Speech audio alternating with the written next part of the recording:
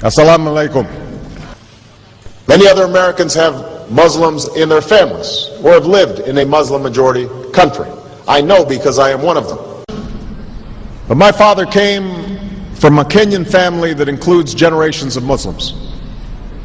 As a boy, I spent several years in Indonesia and heard the call of the azan at the break of dawn. I have known Islam on 3 continents before coming to the region where it was first revealed. That experience guides my conviction. You're absolutely right that John McCain has not talked about my Muslim faith.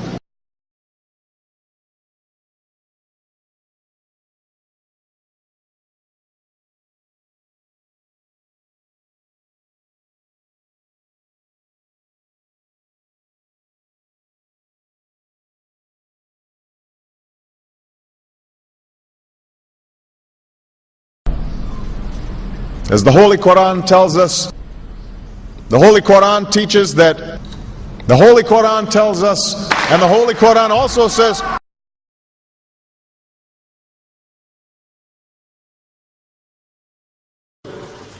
we will convey our deep appreciation for the Islamic faith, which has done so much over the centuries to shape the world. I would like to speak directly to the people and leaders of the Islamic Republic of Iran. Their great and celebrated culture. Over many centuries, your art, your music, literature, and innovation have made the world a better and more beautiful place. We know that you are a great civilization, and your accomplishments have earned the respect of the United States and the world. I also know civilization's debt to Islam. It was Islam at places like Uluzala that carried the light of learning through so many centuries, paving the way for Europe's Renaissance and Enlightenment. It was innovation in Muslim communities that developed the order of algebra, our magnetic compass and tools of navigation, our mastery of pens and printing, our understanding of how disease spreads and how it can be healed. Islamic culture has given us majestic arches and soaring spires, timeless poetry and cherished music, elegant calligraphy, and places of peaceful contemplation. They have fought in our wars, they have served in our government, they have stood for civil rights, they have started businesses, they have taught at our universities, they've excelled in our sports arenas, they've won Nobel Prizes, built our tallest building, and lit the Olympic torch. And when the first Muslim American was recently elected to Congress, he took the oath to defend our Constitution using the same Holy Quran. In ancient times and in our times, Muslim communities have been at the forefront of innovation and education.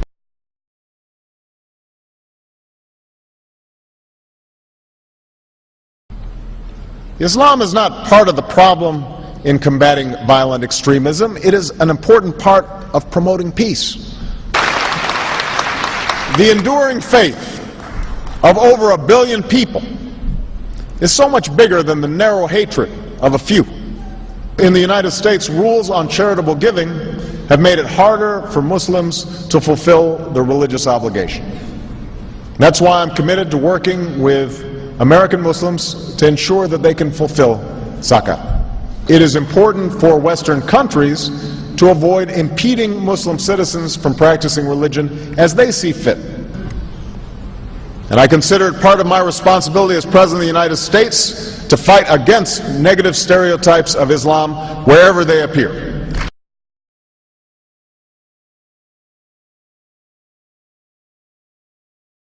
We are no longer a Christian nation. We do not consider ourselves a Christian nation.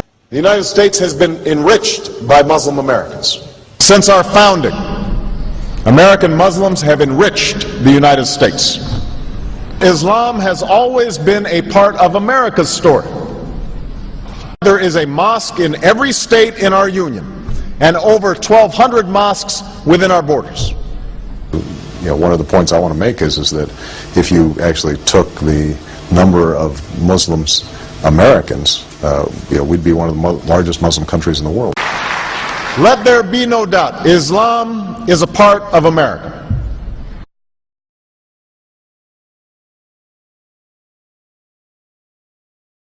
he did bow to the Muslim king, while he did not do it to the British Queen of England.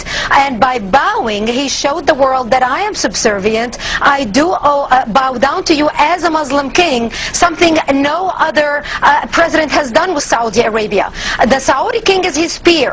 He is not his subordinate in order to bow for him, and this is exactly what Obama did. Usually it is out of respect that someone would nod his head when bowing to royalty, and the ladies will give curtsy. But Obama went beyond what is required as a head of state and bowed to the Saudi king, and that's unacceptable. It sent the wrong symbol. When you say it sends the wrong signal, what signal do you think it sends? It sent a message that Islam is superior to any other master or king or president in the world, that an American president bowed to a Muslim king. It also sent a message that terrorism and jihadism is giving Islam the respect it should have on the world stage, to the point that it made an American president, for the first time in history, bow to a Muslim king.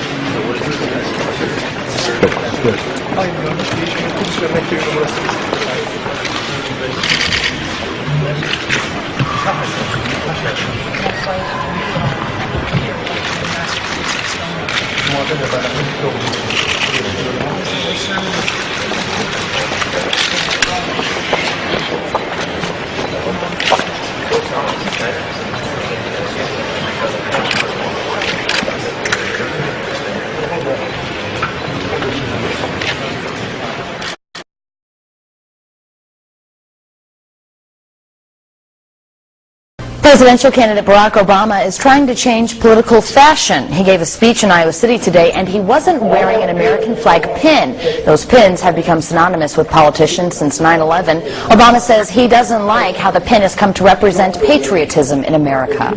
I won't wear that pin on my chest. It's a little weird, Alan, that in the middle of the campaign the guy takes off the American flag that most people wear because they're proud of their country. Let me speak as clearly and as plainly as I can. America is not and never will be at war with Islam.